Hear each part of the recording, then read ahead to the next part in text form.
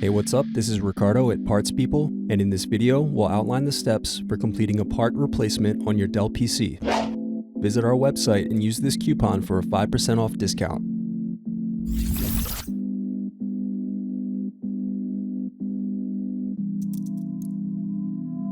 Unscrew then remove access door.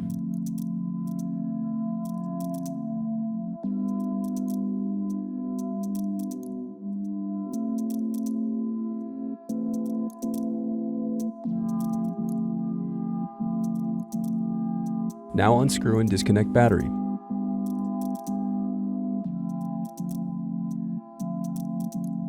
Next, unscrew and remove hinge covers.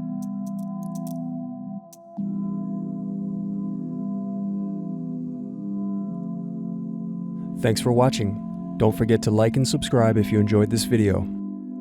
And if you need more, check out this playlist to watch other tutorials for your laptop. You can also click here to find parts for your laptop at partspeople.com.